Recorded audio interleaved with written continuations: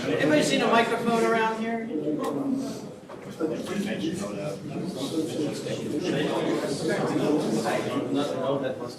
I might need a microphone because if we're talking about the olden days, I might slip into my old guy accent. I mean, this cruising ship is Yes. In the English language, the most dangerous word is should. I don't let people use it. There should be a microphone, you know? The wine should be in the cooler at the bar. Little things like that. It's okay. Do I need a microphone in the back?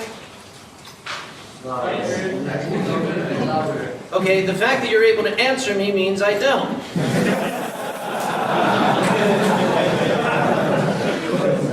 He's doing what I did. Yeah, it's funny. No. Oops is what follows should. Okay, I can go like back here and stuff and talk about things. Or what you can do is just sit in the back of the room for 60 minutes and then go to YouTube because it's going to be on there in that short order, I'm sure. There are so many presentations and performances and stuff that I've done that are on YouTube, and right in the middle of the YouTube video is me saying, please don't put this on YouTube. the only thing missing is the troll face. Yeah, I've given up, but whatever. I remember an employer of mine once called me into the office. He looked at me very seriously. He said, are you aware you're on YouTube? I said, duh.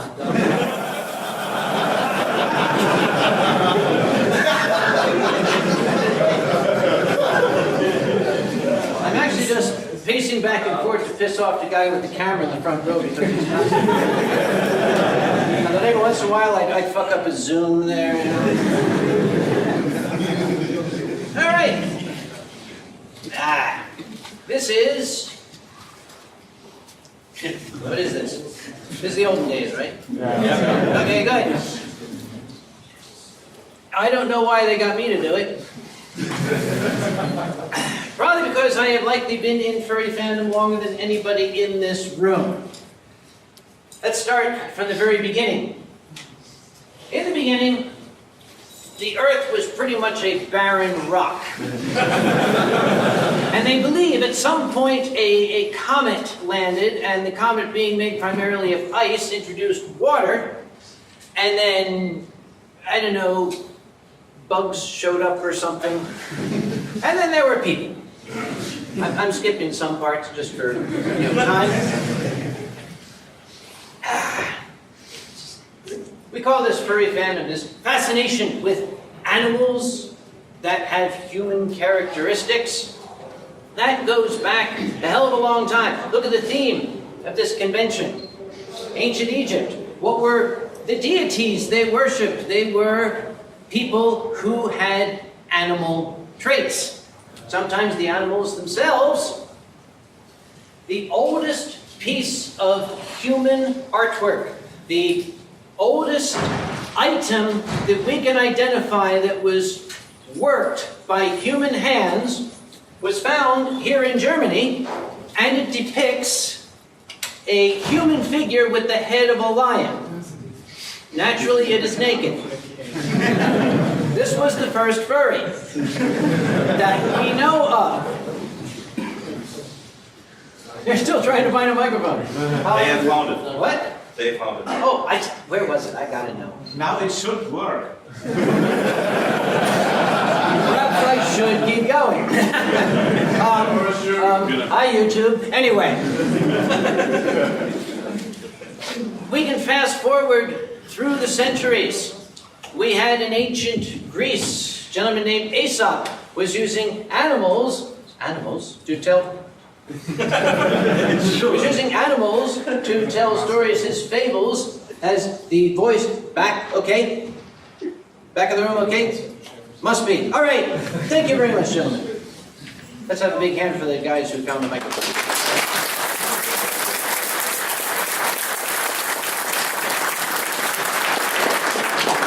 when we are finished, please do make sure that I don't walk off with this in my pocket, which is what I suspect the last speaker did. All right. Okay, I gotta make sure I get my hands right here.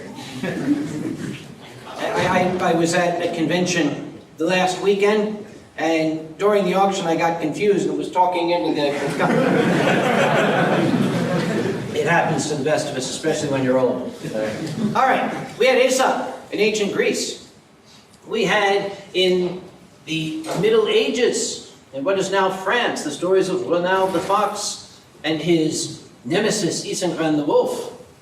We can go forward to the tales of Beatrix Potter. Humankind has been using animals to tell stories about us since the very beginning. We get into the 20th century when cartoons were created. Moving pictures were invented. What were the cartoon characters? They were primarily animals. From the very start, the first thing that Walt Disney created was a mouse. Why not a person? People are boring. We see them all the time. Excuse me. Now, we are going to come into the year 1980. Do you have a question? Or are you just airing out your armpit? Loud, I'm old! I would love to make it was not a mouse, but a rabbit. And after that, it was a cat. It was a fucking animal, okay? When Steamboat Willie came around, it was a mouse. But yes, there had been previous animal characters that Mr. Disney came up with. For some reason, the mouse hit it off. Probably because if you look at the personalities of the original characters, I think Steamboat Willie was the first character that wasn't actually a dick. Or as much as one. Anyway, we're going to come to the year 1980. Cartoons have been prevalent through the 50s and 60s. Then we entered the dark era of the 1970s, when cartoons were no longer an art form. They had become an entertainment medium that required them to be churned out quickly and cheaply, and it shows. But in 1980, at a world science fiction convention called Eurofurence, the second one, at their art show, there was a lovely painting done by a gentleman named Steve Galacci of a female anthropomorphic space marine. Her name was Irma Fellman. And this piece had a nice spot in the art show that had a lot of space in front of it where a crowd could gather and stare at it. These people, Mr. Galacci had no idea that this character would be so popular. It was just something he had created, a little story, a little backstory. Irma Fellman. And he instantly developed a fan following, and at the various conventions that he went to, more and more fans started to notice this character. And then artists who like to draw similar characters realized, hey, people like that. They started sharing their art with people and with each other. In those days, they didn't have a specific name for it. They started calling the fans the Galacci Gang, which is too many syllables. And this was in America. You know, Americans are lazy. We don't like to put too many syllables in a word. That's why everybody's name in America is usually abbreviated to one syllable or less. Like my friend. So, Galacci Gang, that's too much to say. Somebody came up with the term furries because they were drawing primarily furry characters. And it was still a very kind of private, our little thing. They would go to science fiction conventions and they would have parties. And they would have signs up that would say, Furry Party, room 1218, 8 o'clock Friday.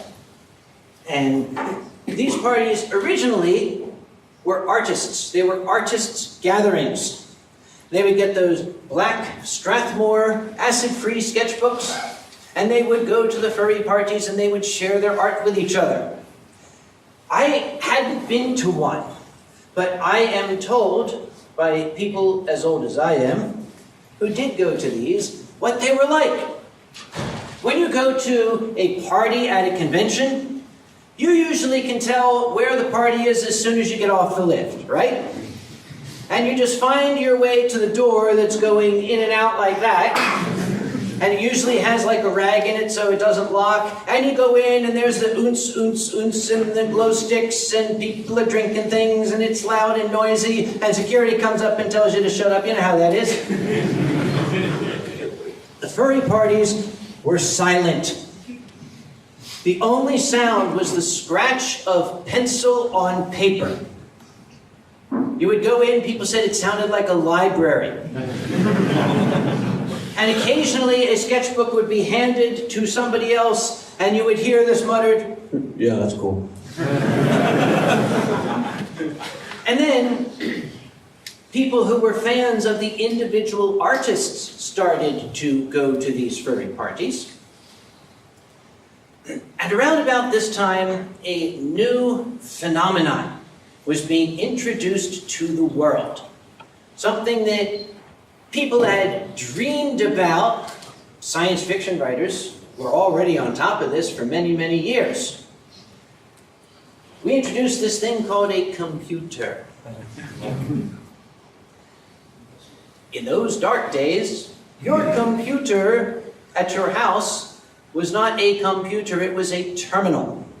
In other words, it was basically an access point to the actual computer, which was located at a university somewhere and probably filled this room. Excuse me. And that does fascinate me. I'm going to take an aside.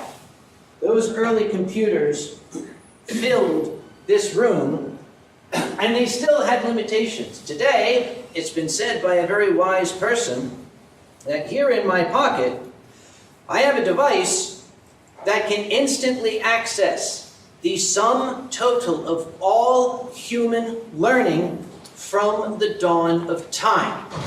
And I use it to look at pictures of cats and argue with people I don't know. It's a movie quote. It's perfect.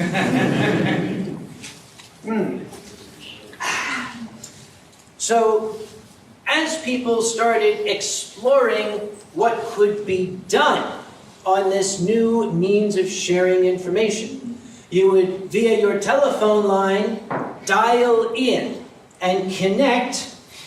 The original connection was audio. You would connect to this mainframe computer, and you could upload information and you could download information. And the furry artists, who for whatever reason tended to be people in the tech industry, began to realize we can scan our artwork into a digital form and we can upload it and share it with people. We don't have to go to the furry parties. We don't have to go to conventions. Which was a little sad, because typically that was the only human interaction these artists had. I don't mean that to be mean, I'm serious. Now they can just sit at home and show their art off to people without getting out of their pajamas. Which actually, when you think about it, sounds like a lot of fun. In those days, okay, raise your hand if you're old enough to remember those days. I figured I was going to look at you, because you look like you're about 40. Thanks. Thereabout. Just like you. He was like a little kid at the time, so he was sneaking onto the terminal when Dad was at work, right? Exactly. Not that I know anything about that. Anyhow, in those days, you could access a site where there was artwork, and you would go to the folder that said furry. And you would find a file name that would be something like irmafilna3.gif. And you would click on it. Now here's what you would do. You would click on that image, and then you would go into the refrigerator and make yourself a sandwich, You know, and you'd eat your sandwich, watch a little television, maybe go take a nice hot bath, go outside, take a walk, come back in because the image was rendering a single line of pixels at a time. And it was almost like a striptease. Because every 5 minutes you'd go in, there'd be another half-inch of picture. And you would reach a point where you would get down about 2/3 of the way and you would say, nah. Or you'd say, okay, I'll keep that one. You would get down about 75% of the way, which is when your sister would pick up the telephone to make a phone call and disconnect you. See, they're laughing like this was funny. At the time, this was infuriating. People started getting dedicated telephone lines in their house so their sister wouldn't pick it up. And sometimes, if you pissed your sister off, she'd wait until she knew you were on the computer. And when she heard you, making a sandwich or going out for a walk, she would pick up the phone. Because your sister was a bitch, wasn't she?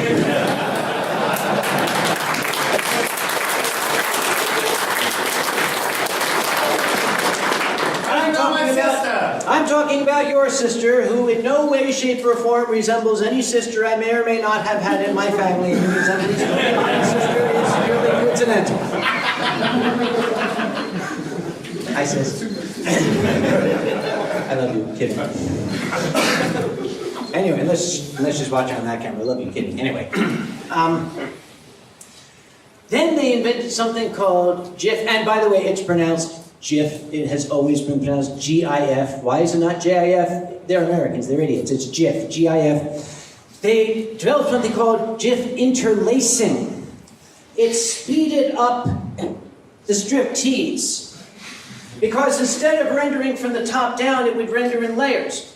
You would get a bunch of pixels, and then a bunch more pixels, and then a bunch more pixels, and slowly the picture would begin to come into focus. And you could still do the same thing. You get about 2/3 of the way through, and this is looking boring, and you could stop it. Or you could look at it and say, actually, this looks good, I'm going to keep it. So you would let it keep rendering. It would keep rendering. Hang up the goddamn phone!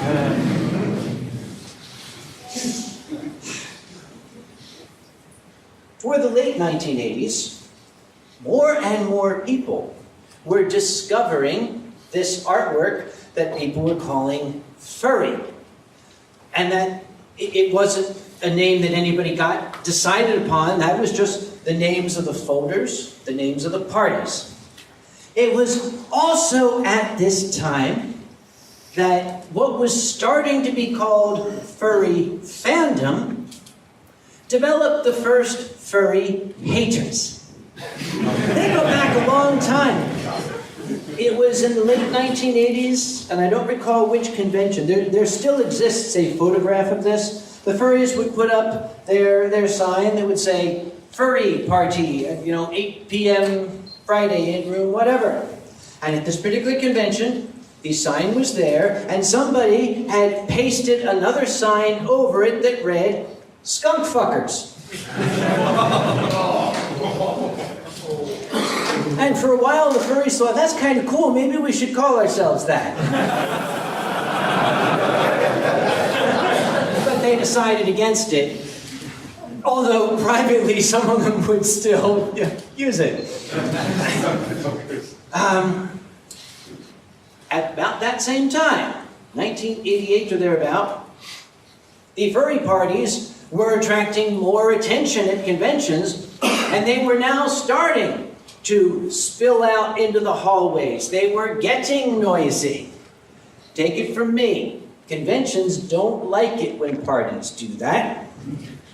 So a gang of fellows in Southern California, headed up by a gentleman named Mark Merlino, decided they would test the waters to see if there was enough interest to have an actual furry convention. Instead of a science fiction convention, we will try having a convention just for furries. So they decided to have a big house party, and we'll see how many people show up. It became obvious very quickly that there was enough interest to support a furry convention. So after the police cleared everybody out, plans were made for the following year to rent space in a hotel, and they would spread the word that this is a convention just for furry fans, and they called it, a little pun, Conference. Get it? Conference. It's conference, but fur. See what they did there? And that was held in Southern California, and it was successful. That was 1989. 1990, they had it again. It was even more successful. 1991, Conference 3, 1992 was Conference 3. Because that first one they called Conference 0, the one that the police had to bring up, that was the test. Conference 3 was my first one. So that was 1992, January. I had seen furry before that, because I was sneaking around on the computer myself. I was old enough by then to have my own computer. I was old enough then not to have to deal with my sister picking up the goddamn phone.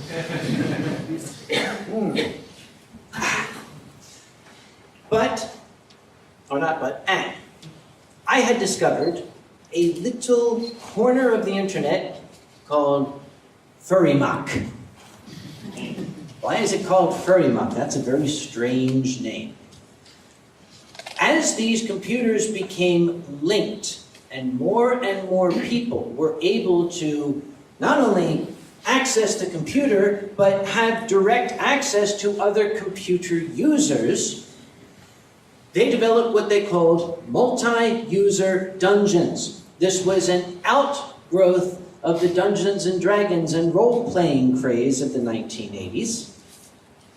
You could go on and in real time have strategy / hack and slash games with other people. It was all text-based, no graphics. You would go in and say, you are in a room.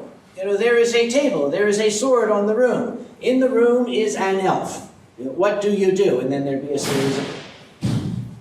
Obviously, he shot it. I think he did. I was having flashbacks. I thought I was back in my country for a moment.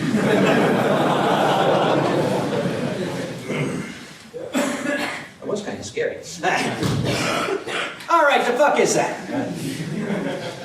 Anyway, I tried out one of these in the late 1980s. Gee, this looks like fun. I shall try it. I create your little character description, what he's carrying and all that stuff, all of his statistics, or his stats as they called them. Okay, I went in. You are in a room. In the room is a table. On the table is a sword. In the room is an elf. The elf just killed you. Okay. I guess I'll make another character. Okay, introduce the character. Same room, same table, same sword, same elf, same death. That got boring real quick. A group of fellows at Carnegie Mellon University in, coincidentally enough, Pittsburth, Pennsylvania, wrote one of these, but they decided they would make it a social gathering spot, not a hack and slash, you go in and the otter kills you.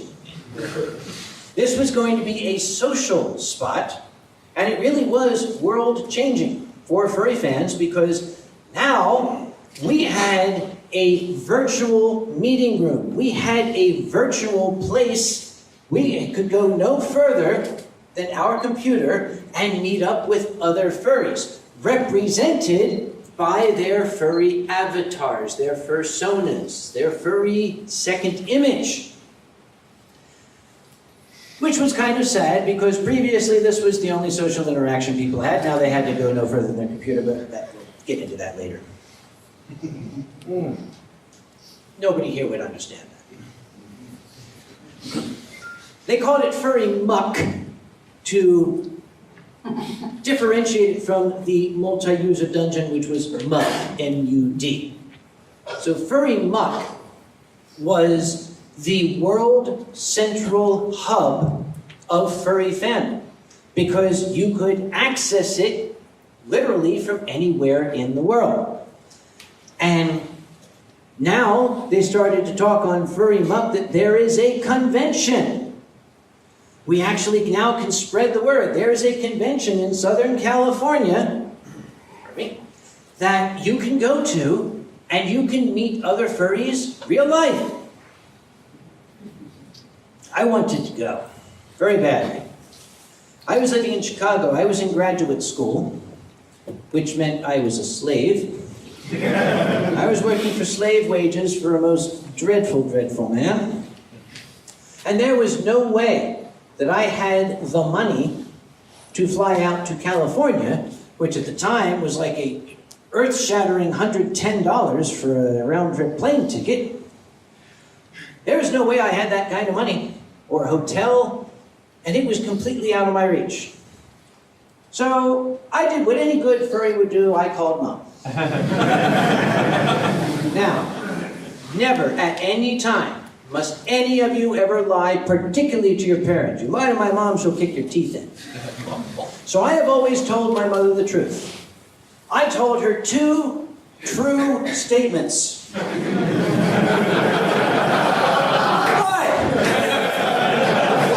I told her 2 true statements. I said, I would like to go to a conference in California. Professor Eaton will not pay to send me.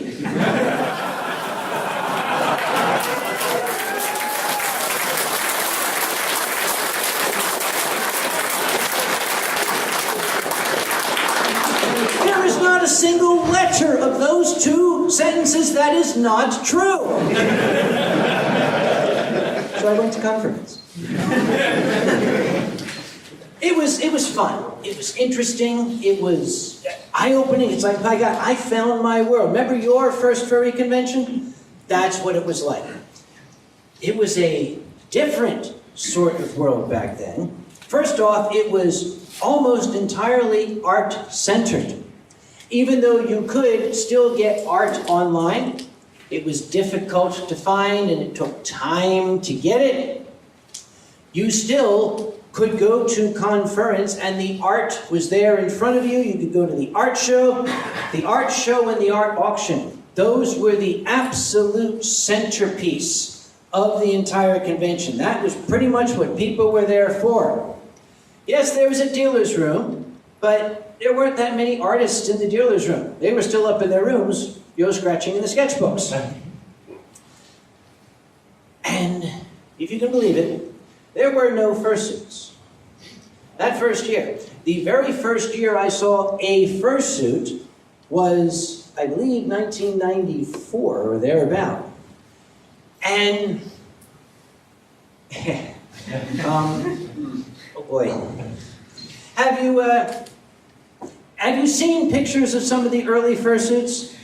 They're fucking scary, aren't they? Because in those days of fursuit makers, you had Lance Ikagawa, who was the absolute master of it. He would make 3 or 4 fursuits a year, and they were the prize. And then there were all the other fursuits, which were not made by Lance Ikagawa. And it was very obvious they were not made by Lance Ikagawa. Each year, I think because Lance would make 4 or 5 a year, there were 4 or 5 more fursuits at the convention. And just as many of the folks who tried really hard, bless their hearts for trying, they tried. The first year I went to Conference, it was a lot of fun. The second year was also fun. The atmosphere of the convention started to change. Now here, because I see lots of cameras on me, this is where I get into political minefields. There are people who argue with me and say I'm not correct. Mostly people who weren't there. There are people who accuse me of this and that. What I'm going to give you is my impressions as a convention goer. The convention organizers did not have any overt concern for public image, nor did they have any concern for how people behaved at the convention. The very, very California atmosphere, do whatever you want to, we're here to party. It was a big party, and people were encouraged to express themselves. There were rumors. To this day, the debate rages on whether this happened or not. But there were rumors that the convention was being openly and deliberately marketed to, shall we say, some of these subcultures in California. Some of the more visually flamboyant subcultures, let's say. And that was becoming more and more prevalent. The impression people would get looking at the convention was not, gee, this is a furry convention. It was more like, my God, what a gang of perverts. I recall there was some amazing artistry in the convention. I recall they had a hotel. It had a big open atrium, similar to what we have here, with a grand balcony that went all around it, and a large semicircular staircase that led up to that balcony, which was broad and had things on it you could do. I was going up that semicircular staircase, and a young man went bounding past me along my right side. He was a body paint artist. He had painted himself as a rabbit. He had ears and tail and had done a spectacular, I would have given him an award. It must have taken him hours to paint himself in the impression of a rabbit. Every single individual strand of fur was painted in. This was like an Olympic level event. That was the first thing that went through my mind. That is a spectacular paint job. The second thing that went through my mind was, that's all he's wearing. And as he bounded past me, I just turned around and went down. So I didn't think I wanted to be up on that balcony anymore. Here, mate. Eat this. It got worse every year. And people were starting to think, gee, it's kind of uncomfortable to go there. People didn't want to be seen there, but it was the only game in town, at least in the USA. Was it 95, 96, something like that? A bunch of kids here in Europe had heard about Conference, and they said, hey, we could do that. It'd be easy.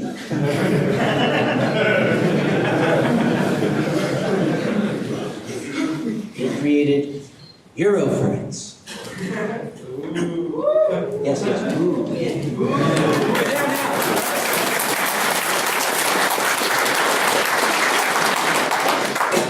The concept behind Eurofurence was that there would be a convention in a different European Union nation every year. It would move around. It would be representative of the very new European Union. And that worked for a while. And then they got into a habit. There was one year, I think, Eurofurence 6 was in Germany, then Eurofurence 7 was in Germany, and Eurofurence 8 was in Germany. And somebody complained. I think it was France. Said, why is Eurofurence always in the Allemande is supposed to be in the different European Union nation every year? So the Germans who had been running it said, okay, who wants it? And the room was quiet.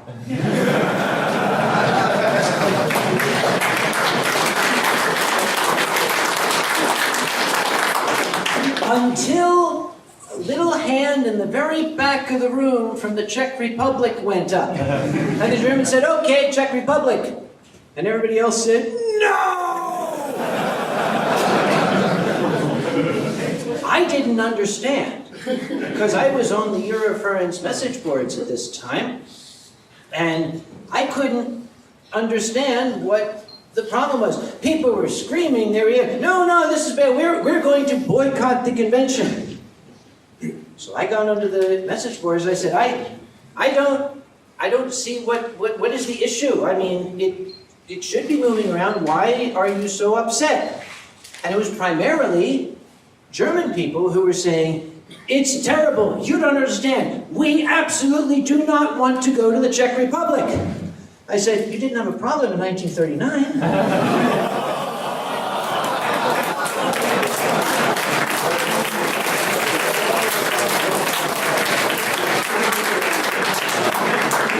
I actually said that, and Cheetah locked down the thread.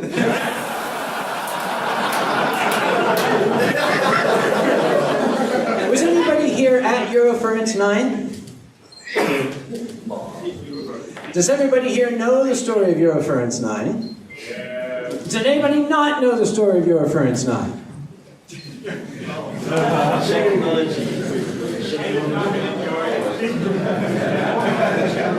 Share the Lord. Maybe if there's time at the end, I'll detail that. Where was it? Oh, yes. It was also about the same time that this group of kids in Europe thought it would be very easy to start a convention.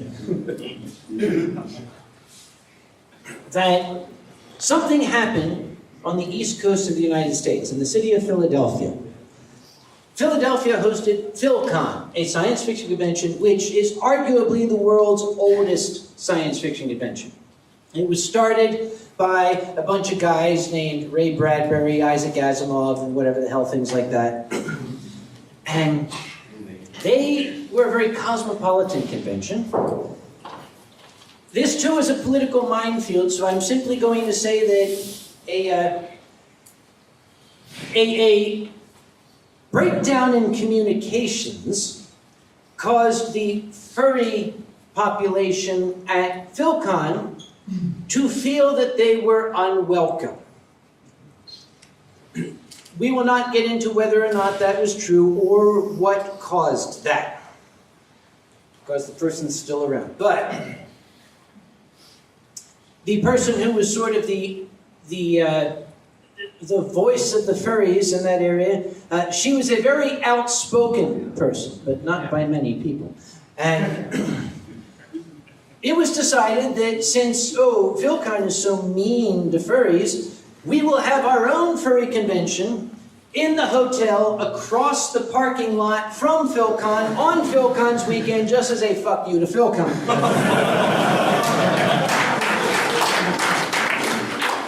If there had not been bad feelings between PhilCon and the furries, now there were. So that convention called itself Conference East. And it moved the next year to a little town in the state of New Jersey called Newark. Some people know what Newark is. Pretty much, if the United States were to need an enema, Newark is where it would be applied.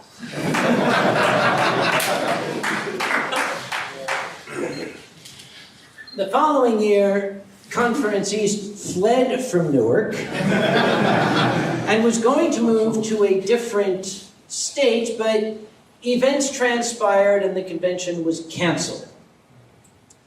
But by then, the country and the world at large had kind of gotten a taste of a furry convention in the USA that was not conference. It did not have that very open atmosphere. that was making people uncomfortable. And a group of guys at Rensselaer Polytechnic Institute in the city of Albany, in the state of New York, said, hey, that convention has been canceled, but there's a market for an East Coast furry convention. We'll put on the convention. It'll be easy. They had that in 1997 in Albany. They called it Albany Anthrocon. And it was only 4 hours from my home, so I drove up there. And it was adorable. Because they had no idea what they were doing. I had been in the convention world since 1918 myself. I'd been volunteering, I had dabbled a little bit on staff. So I had a good background in convention running by then. And like I said, it was adorable. They did okay. They had a pretty good crowd and it was a big success. Despite a few little trips here and there. People liked it and were planning to go back the following year. The following year was the last year that I showed my face at Conference because I personally had had enough. You know, I like being a furry, but I don't really like being a part of what's going on here. I'm not comfortable. And it was at that convention that one of the organizers of this new Albany Anthrocon approached me and said, will you be our guest of honor next year? I said, me? Wow, I've never been guest of honor before. I was like, oh my gosh, my heart was fluttering, and I said, yes, of course, I accept. I'm curious, so why did you ask me? And the man said, well, everybody else said no, and we're getting desperate.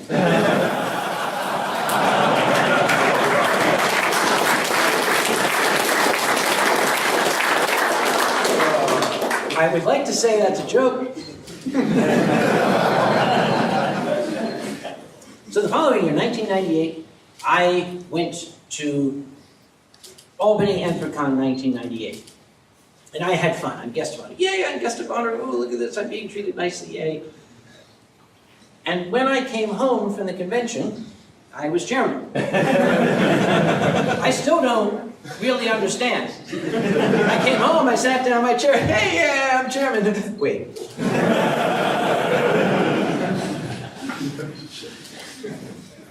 So, that's how Anthrocon got its start. You can look up the history of Anthrocon. I don't need to dwell on that, because this is the history of Furry Fandom in its entirety. Anthrocon became quite a success, and other conventions began to crop up, like mushrooms after the morning rain. Sometimes those kind of mushrooms. There was Midwest Fur Fest in Chicago.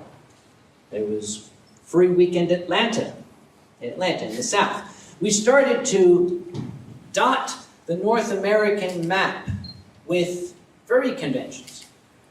Now, other little fur meets were turning into conventions in Europe as well. Furry fandom was really taking off. It was getting attention, and of course, when you get attention, sometimes you get the wrong kind of attention. I don't know how much of that I need to go into, but around 1999,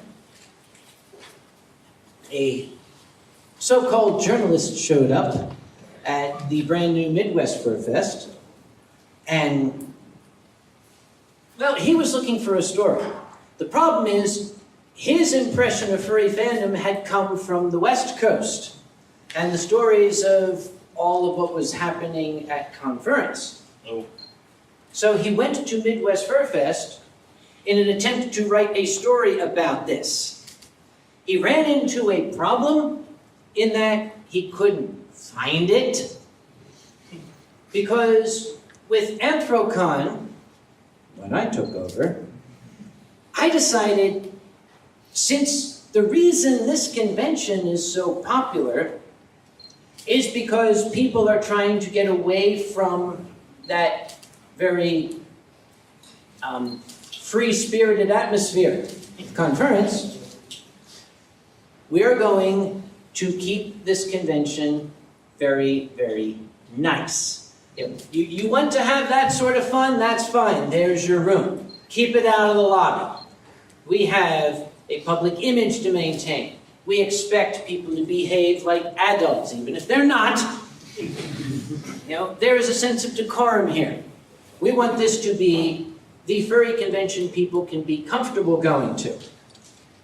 And I noticed that almost every other furry convention has followed that model, with the exception of Conference, which died several years later, which I have always maintained is evidence that, yeah, furries, as much as we might like to have fun, we prefer not to do it in front of the camera.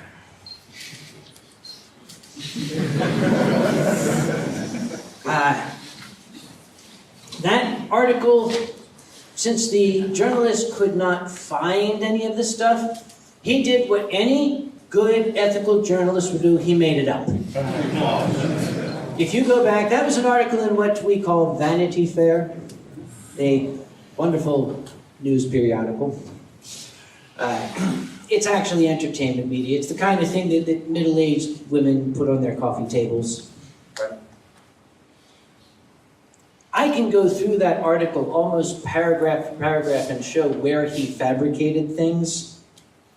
I'll give you an example. He was talking to the griffin in the bar. Now, there was only one griffin I knew of that this guy had been talking to. And he's one that just about all of us know. And the quote from the griffin in the bar was, "I can't wait to get home to my nest and make hot love to my griffinous wife."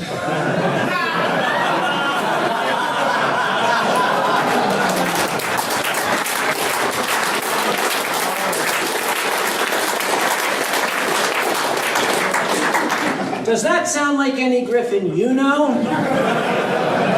I'm just saying. Unfortunately, that stuck. Because of that first impression the world had of furry fandom, we have been dealing with it like an albatross about our collective necks for many, many years. There have been some very, very rude things written about us. There have been some very damaging things written about us. There have been some things that you could argue are legally actionable, that we could probably sue over.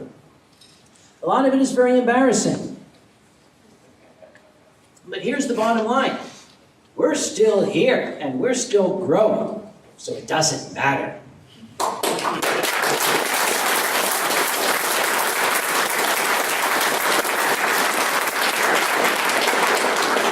We know who we are.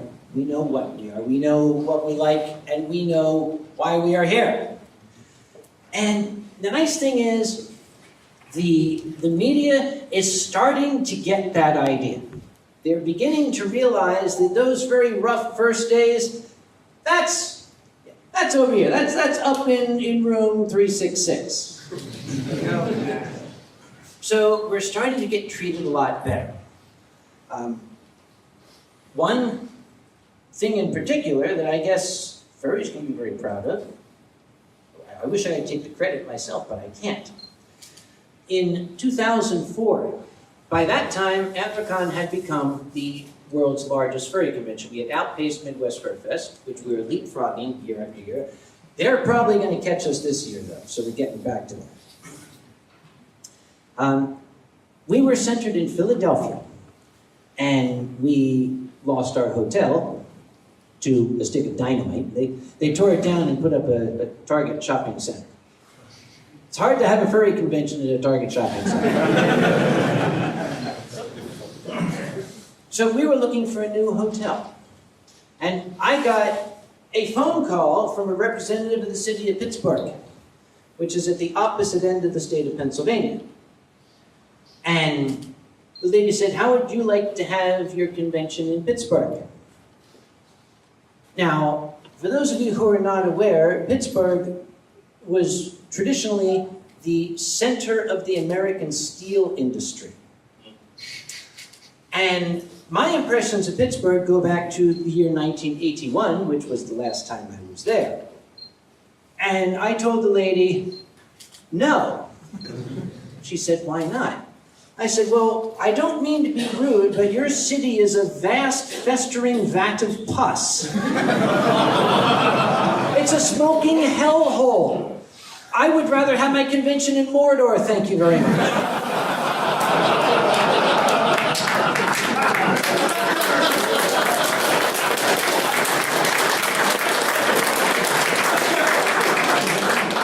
And I hung up. The next day, the same lady called me back. Her name was Jen Vasek, by the way. She's the hero of this story. She called me back and she said, we just happened to be in town. Why don't you have lunch with us? Oh, really? You just happened to have teleported 5.5 hours and found yourself here. Must have been a hell of a party. Okay. Wouldn't buy me lunch? Let's go somewhere expensive if you're paying. So they said yes. And when I walked in, they had a big, whole area of the restaurant roped off. And they had a big round table and 9 people around the table. They were representatives of the city of Pittsburgh, the mayor's office, the Convention and Visitors Bureau, the major hotels, the regional planning council. I'm like, And I sat down, and they immediately started throwing offers at me. We will give you this. We'll set you up with that. We can provide you this. We can offer. You can have. This is for you. And okay, wait, stop. Okay, everybody, just stop a moment. I want to make sure we're all aware. This is a furry convention we're talking about. Well, one of the ladies pulled out this gigantic 3-ring notebook binder. Yeah, this is 2004, we didn't have printouts. So she had gone and printed out hundreds of furry web pages. She had printed out my web page. She printed out Tiger Wolf's This Is Furry web page. She printed out Anthrocon's web page. She printed out a couple of web pages I wish she hadn't printed out.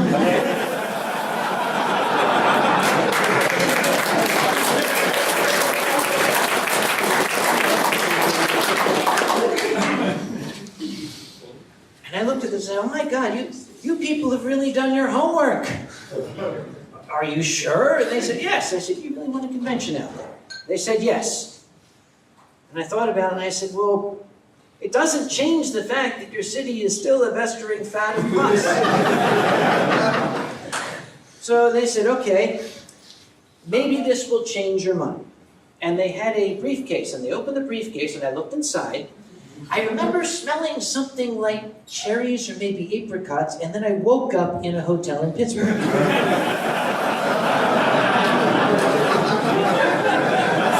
I made that up, by the way, that's not true. That's the story I tell. What Ms. Vasek said to me was, okay, we're only going to ask you to do one thing, and that's all we're going to ask you. Come out and see. Okay, that is perfectly fair. So it's only a 4-hour drive to Pittsburgh, the way I drive. So I drove out a couple weeks later. You ever hear the expression, these guys clean up well? The steel industry moved out of Pittsburgh, and all the steel mills shut down. The smoke was no longer pouring. And the skies cleared. The ring had fallen into the lava.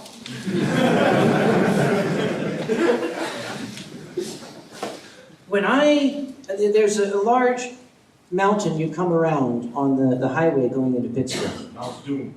It had been Mount Doom. They now call it Mount Washington. When I came around on that highway, this magnificent, shining city was in front of me. And I remember the conscious thought, my God, who built this beautiful city in front of Pittsburgh?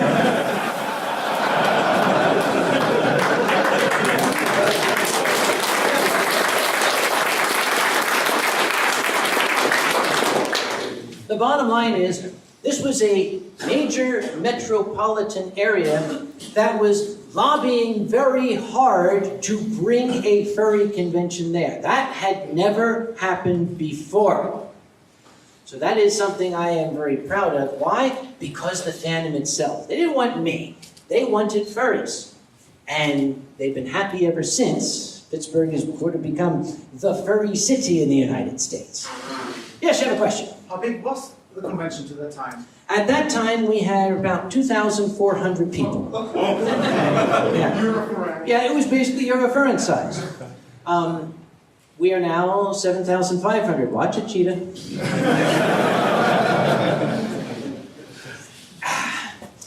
I can recall when we got our first hotel. In 1998, we chose the hotel. It was in the town of Valley Forge, Pennsylvania. You might have seen that in your history books. And I found a nice Hilton hotel, and I told the board of directors that I had set up. I said, I found a perfect spot for us. This hotel has got more space than we could ever conceive of needing. We overflowed that very first year. So 3 years later, we had to find more space, and I found the beautiful Adams Mark Hotel in Philadelphia. And I contacted the board of directors and said, okay, our problems are solved. The Adams Mark has got more space than we could ever conceivably need. We overflowed it that very first year. 2004, after that visit, I got in touch with the board of directors and said, Pittsburgh is great, guys, we really ought to check it out. And that convention center has got more space, and they said, shut up!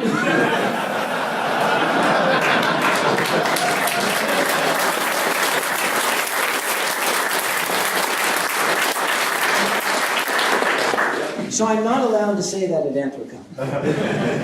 But I'm very, very glad for Eurofurence to have this magnificent Estral hotel with that great convention center, because that's more space than you guys can ever conceivably need.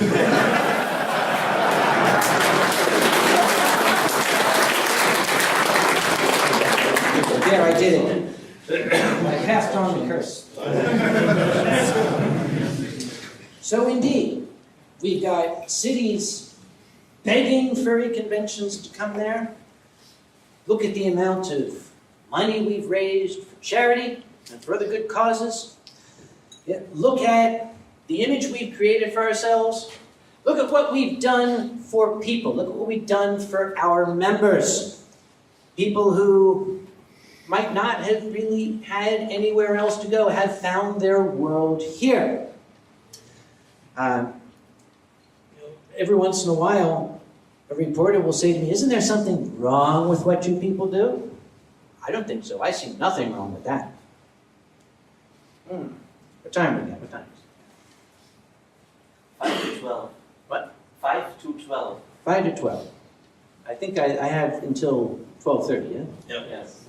I had intended that statement to be the closing statement. Oh. How many people, again, don't know what happened at Eurofurence 9?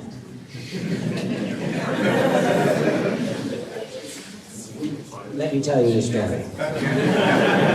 I want to start by saying I am going to make very playful and affectionate fun of the Czech furs.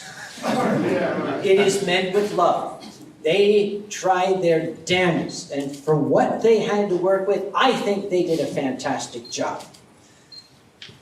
You got to make a little bit of fun of them. You know, sort of the way that you can make fun of a guy when he slips and falls into a mud puddle, and you can point and laugh at him. You know, you feel bad for him, but it's not you.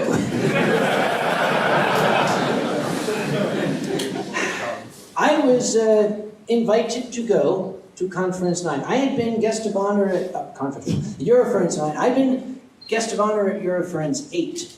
And I was enchanted by it. That was, somebody correct me, I believe that was Orpa that year, wasn't it? This was something I had never encountered. I had never been to a furry convention where the farmers' cows got loose and were running through the convention. And to see Eurofurence security trying to act like American cowboys was just precious.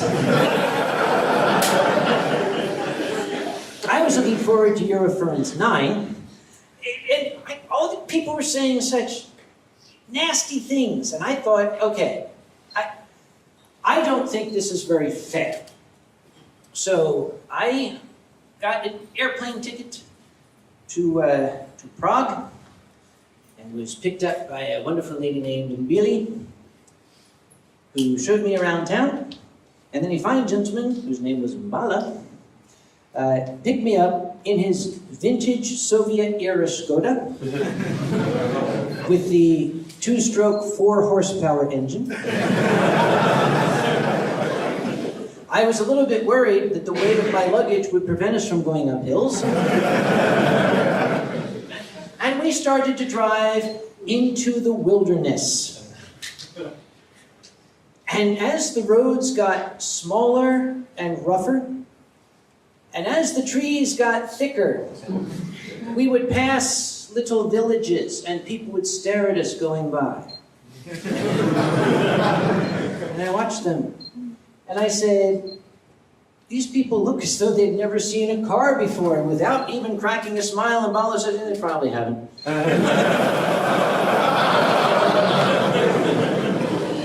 Okay. We crossed a little bridge into the con site. Now, they would select youth hostels in those days. We didn't have big grand convention hotels here for Eurofurence. We had a youth hostel that we would go to. Kept the price down. And this particular youth hostel was in a little place called Samopsha. And it was billed as a youth sports camp. That's what it is today. When it was originally built, it was a Stalin-era indoctrination camp. I'm not joking. I got pictures. The places to sleep were these long concrete bunkers with individual little bedrooms in them. And the first thing I noticed was there were 2 locks on the door, one on the inside, one on the outside. Don't want to get too far away from this. It was comfortable, a nice comfy bed. The concert was primarily outside. What they did was they didn't have a big enough room for something like this in their main stage, so they erected a circus tent, a huge tent outside. I thought that was cool. I thought it was really cool. And I was exploring, while they were setting up this circus tent, I was exploring the area, and they had a little bridge in the back overlooking I'm going to call it a stream. The furries dubbed it the Toxic River. My good man, could you kindly stand up just a moment? Yes, you, yes. His shirt, that's the color of the river. Exactly.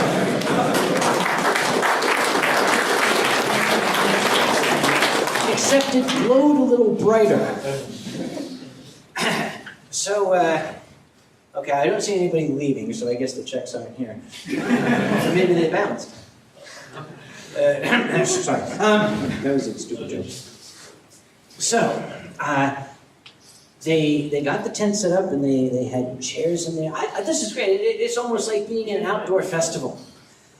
And they decided to introduce me by having Night Fox drive me in his Jeep. Okay, you folks must never have seen Night Fox drive his Jeep.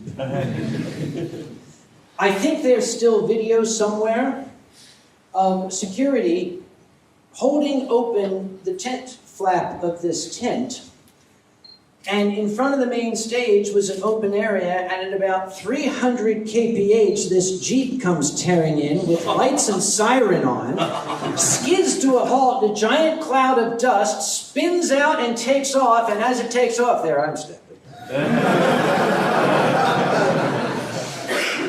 That was fun.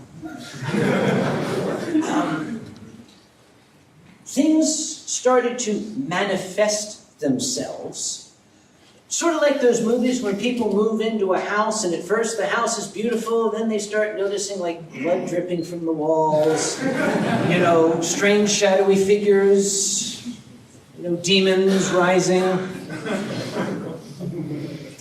During the lead up to the Paw Pet show, my job that year, I was chief distraction. You see, every once in a while at Eurofurence, things aren't really able to start on time.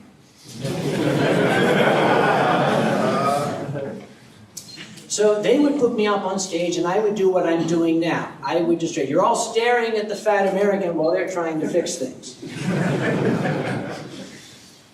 And Fairlight, many of you know Fairlight, he was behind the stage, the puppet stage behind me. And I heard, "Psst, Kage. What?" He said, "Don't touch the light pole, it's under current." I said, "Well, of course the fucking thing's under current. It wouldn't be a light pole if it wasn't." "So you're talking about this one, right?" He said, "No. Apparently, the electrician who had wired in all the electricity did not understand the concept of grounding. The light poles, the tent poles, everything was electrified. They had to have security people standing around the light poles to prevent people from touching them. Cheetah discovered this phenomenon himself.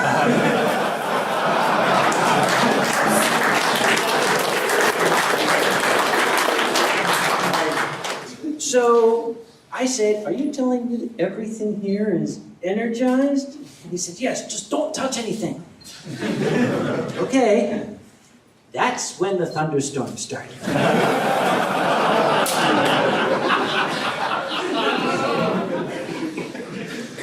When the Paw Pet show began, they had wireless microphones like this, and the sound stage was in the back of the room where those fine gents are. And what you heard on rock, come further,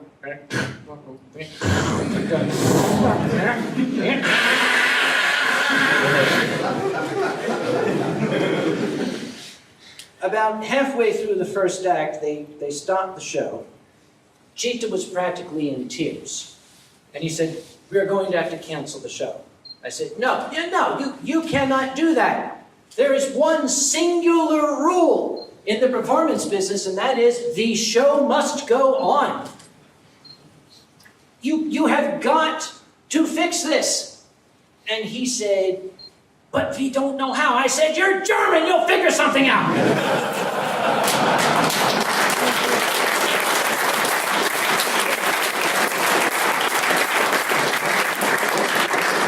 So we brainstormed. The microphones were useless. They were like children's toy microphones. And I said, "Well, do you have wired microphones?" He said, "Yes, we do, but it won't work. The sound stage is all the way in the back." I said, "How long are the cables?" So they thought about it, and they realized they had enough cables. So what they did was they took the wired microphones, and they plugged them in the back of the room, and then they ran the cables over people's shoulders, all the way to the front, and up over the front of the puppet stage. Now, I was still the chief distraction then. My job was to keep you all entertained while this was happening. But I was entertaining myself, because while I was doing this, I was watching people out there going... as the wire was whipping back and forth across it.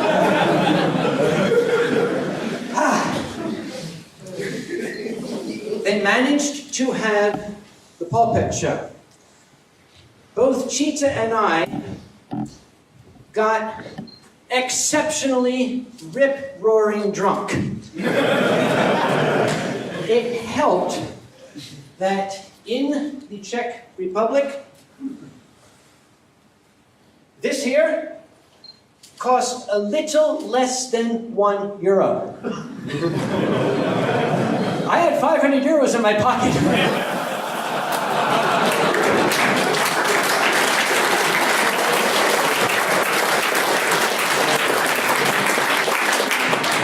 There are some photoshopped images that are supposed to depict Cheetah and I with our shirts off doing Chippendale dances on the pulpit stage. Those are, however, photoshopped. It is fake news. You don't have to pay attention to it.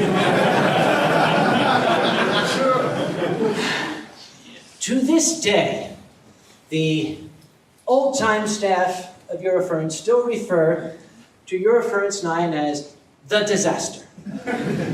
And I could not help coining the term technology. It was not the fault of the Czech Republic. It was not the fault of the Czech Furries. Again, I'm having some playful fun with them. It was the particular area they were in. They had an electrician that charged very low rates, because I think he was actually a plumber.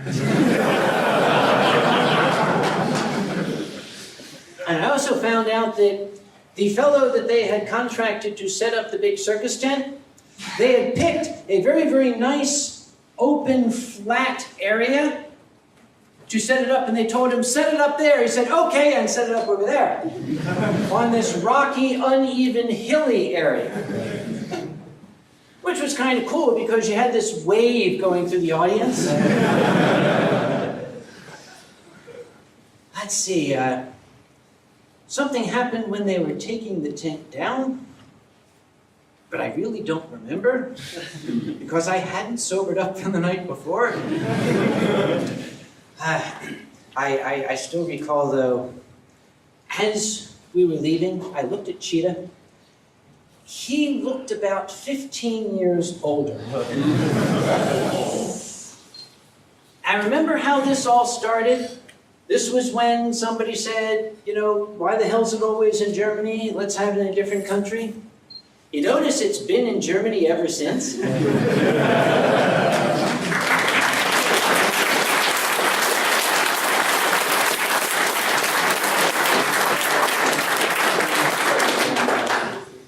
That's pretty much the history of where we started, where we are now, where we're going to, and some of the fun we had along the way.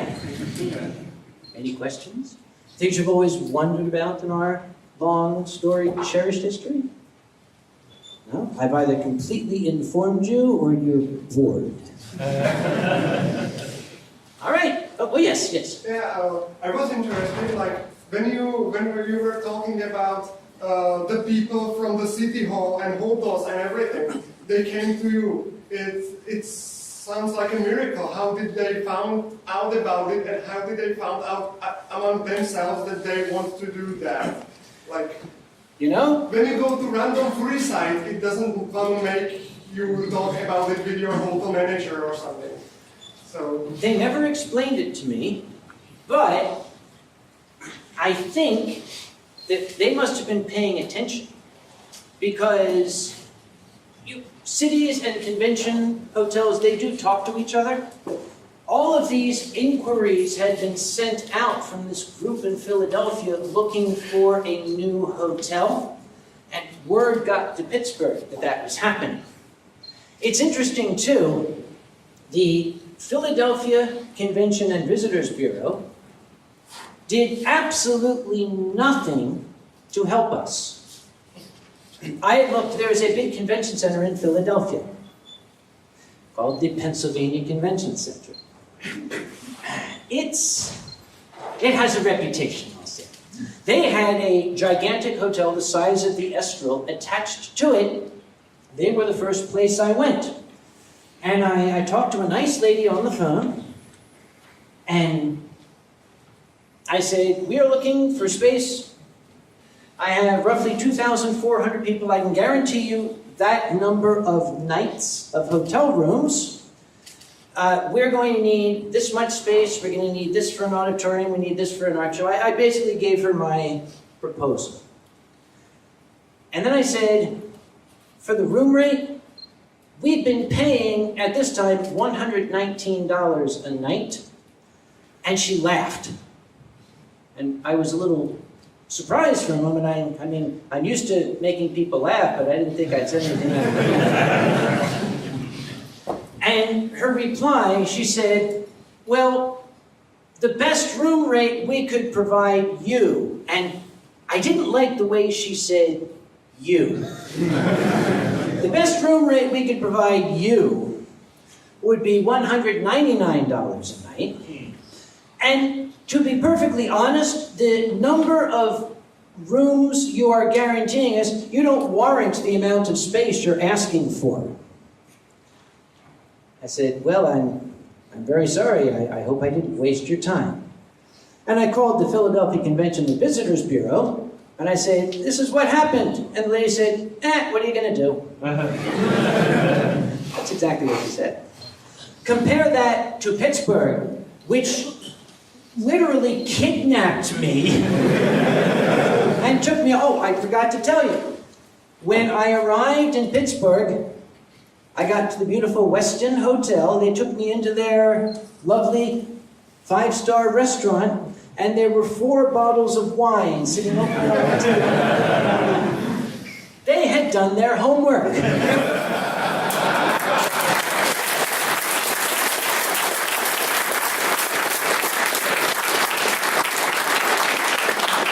They must have been furries. They are now.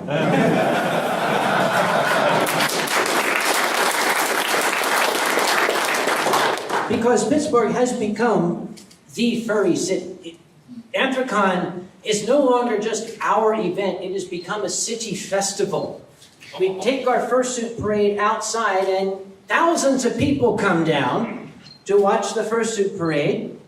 They look forward to seeing us. I love watching the news reports in Pittsburgh because they always have furries walking down the street and people in Pittsburgh just walking past them like nothing's out of the ordinary. You know, hey Johnny Rasmussen, how you doing? I've been telling Cheetah he needs to talk to Berlin. You know, who knows what could happen. To this day, I still get emails from the Philadelphia Convention and Visitors Bureau, but I don't know what they say because they're sent directly to trash. Not interesting.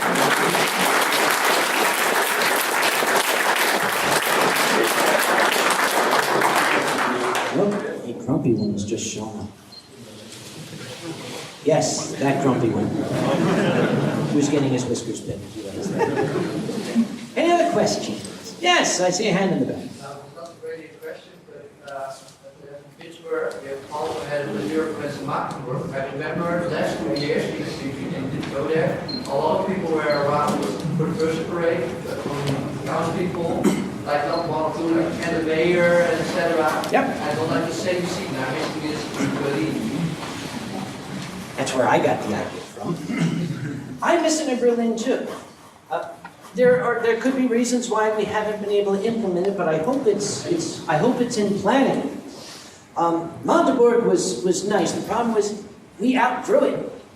You know, when we got to Magdeburg, I thought that was more space than you guys would ever possibly have. But I have a lot of good memories of Magdeburg. Yes. Yep. I also heard that when the last year, before we say, oh, we go to all the place, I heard that even the city mayor or something, I don't know if it's true, but they want to keep us and they even want to fund us with some money to keep in Magdeburg. I still remember that story somewhere. I might have affected that. But also, the furries went to the zoo then, that last year also. Yeah, but nobody could tell. Yeah, but as it does, I remember that. You know, On Sunday morning of that last year in Magdeburg, well, you know, I can't take all the bottles home with me, so I had to get rid of some of them. So by 11 o'clock in the morning, I already had like 2 bottles in me. And Wolf came up and said, Kage, I need you to talk to someone. And I said, yeah? Where is he? All right, point him out to me. This guy now. Oh, yeah, hey, good to meet you. Oh, dude, I love that mustache. You're rocking. It's not as good as Hitler's, but damn that. I got a mustache like that. That's a fucking good mustache. And Olaf said, if I remember the German phrase, das ist der Bürgermeister von Magdeburg. And I said, oh, sprechen Sie English? He said, no. I said, good.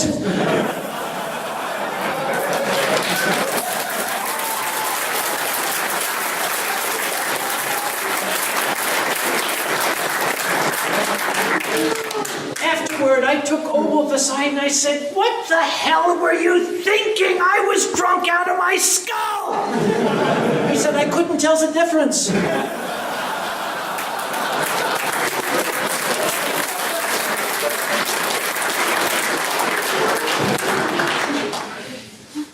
Any other questions? Another one is more like a joke. What was a bigger disaster, Eurofurence 9 or Rainfurrest?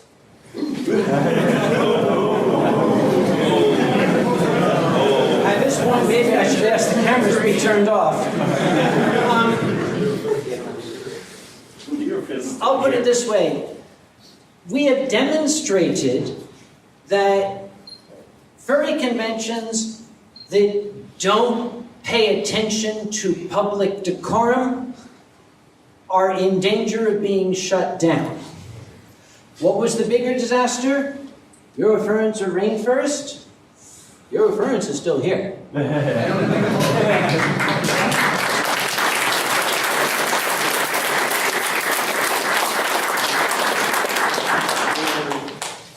Yes. I remember, I think Anthrocon 2013, did like the mayor of Pittsburth declare the 3rd of July or so Anthrocon Day?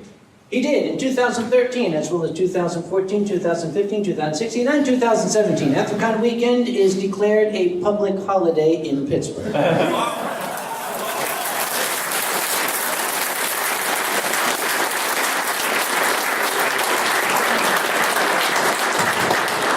I like that.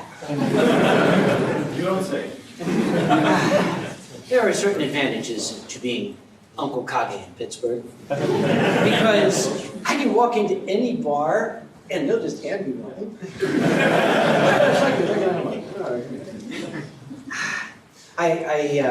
After the first year we took our parade outside, we were not sure how it was going to work, but an estimated 5,000 people came to see the fursuit parade. And the director of the Convention and Visitors Bureau found me in the crowd, dragged me into the local bar, bought me some wine and said, oh my God, that was great. Next year we have to, and next year we're going to do this, and next year, and next year, and next year, and next year, and next year. I said, so I guess you want us to do it again. He said, oh yes, and we'll do the following. I said, yes, that all sounds great. Those are wonderful improvements. It's just too bad I don't have the budget for it.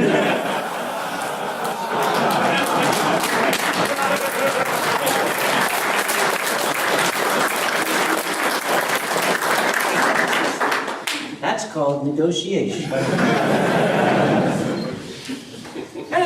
Is anybody else warm in here? Push this thing down. This thing's broken. Go! Check over with you. It only works if the doors and the windows are closed. Oh, don't do that. You're telling me that because this damn door is open, the air conditioning won't come on? I guess so, yes. They write it on the frames also. I guess. Has this got something to do with German efficiency? They put the fire extinguisher here so the door won't close. Maybe they want to conserve energy or something. Any other questions? Yes, sir. I wonder if you have any idea what maybe furries that are coming into the fandom new are drawn to it. compared to the others that were drawn to it in the old days? That's a very good question, because I'm not sure. Some people think that people are drawn to it because of the incredible sense of community that we have created. We are a very, very accepting, very tolerant family. People who might be rejected from other social groups find a home in Furry Fandom. One of the greatest things I ever saw was on the Eurofurence message boards a number of years ago. Most of you have seen those message boards. You know that when you set up on the message boards, it asks you what country you are from, and it puts your flag under your name. Yes? Remember that? And someone got on a couple years ago and started a new thread under the meetup thread, and it had the flag of Israel. And it said, hey, Middle East fur here, anyone else? The very first answer was from Saudi Arabia. Yeah, right here. Think about that.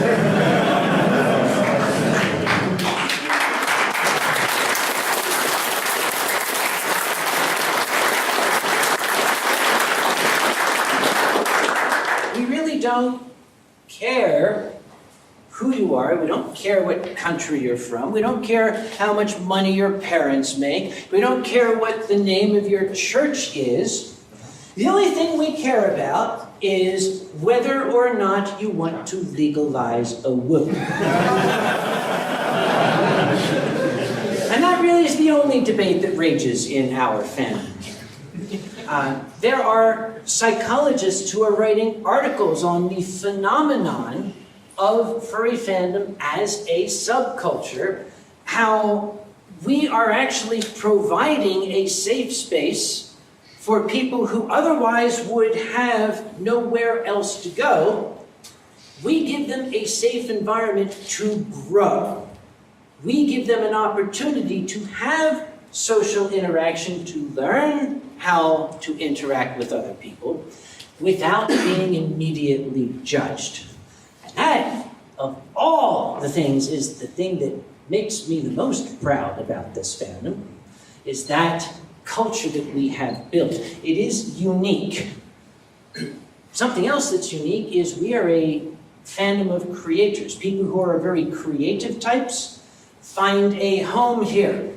We don't have just a very, very small number of artists, and those are the people that are the big draws at the convention. Look at the art show down there. There are hundreds of artists in that. We've got an artist alley. We've got costumers. We've got performers. Every single one of you is a creator in your own right, and you are surrounded by other creators.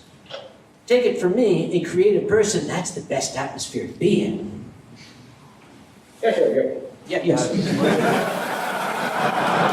And again, what do you think for the future of furries? The future of furries? Yep, what I've said and more. I cannot imagine what the fandom will look like in 20 years. I imagine the fursuits will be fully articulated and animatronic and probably will breathe. You know, it'll be like Five Nights at Freddy's without the creepy factor. I think it'll be the same spectacular group of people, just more of us. Because as a fandom, we have got more room among our fandom than we could ever possibly imagine needing. And in that, I'm serious. We are still growing. Mm-hmm. We are still growing. There are very, very few conventions, for example, whose numbers have remained the same or are shrinking. In many cases, there's reasons for that. Almost every convention is going up in numbers every year. More and more people are discovering that they are furries. That's very important. Nobody in this room, nobody in this hotel became a furry. Yep. You are a furry. It's only at some point in your life that you realize there's a word for it, and that there are others just like you. Any other questions? Yes? How do you perceive that mainstream media is picking up furry as a theme, like using it in jokes for The Simpsons or in the Last Week Tonight Show? The fact that furries and furry fandom that people are making jokes about them nationally simply means that they now know who we are. Yeah. Let them make jokes about us. Why not? It's fun. We can laugh at the jokes too. So far, nobody has made a joke about furry fandom that has caused us to be hurt. As I said, we are still here. In fact, one could argue that after every very, very damaging, embarrassing media event, for some reason the convention numbers jump. There's no such thing as bad publicity. Actually, there is. There is such thing as bad publicity. You can ask the Catholic Church if you don't believe that.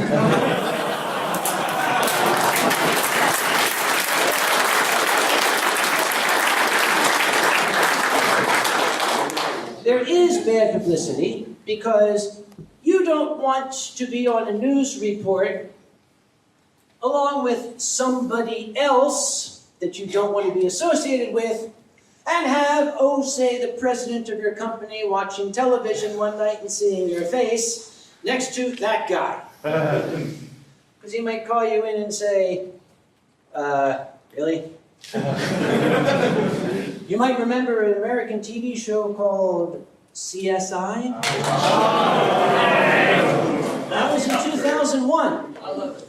And that was a particularly damaging to our reputation show.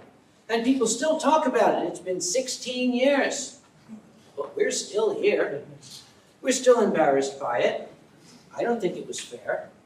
The day after it aired, I was in my office, and my office, my chair was to the door, so my back was to the door, and I was typing on my computer. And I could hear them behind me. All my co-workers clustering in the hallway, until I heard a timid little tap at the door. I said, yes, what is it? And I heard a bunch of whispering, you would know, yes.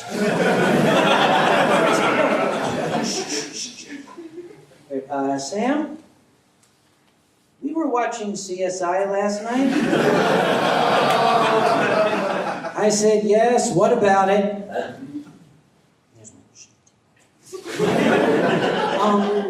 Is that what goes on at your convention? And I spun my chair around and I said, now look, if that was happening at my convention, number one, why don't I know about it? Number two, why am I not invited?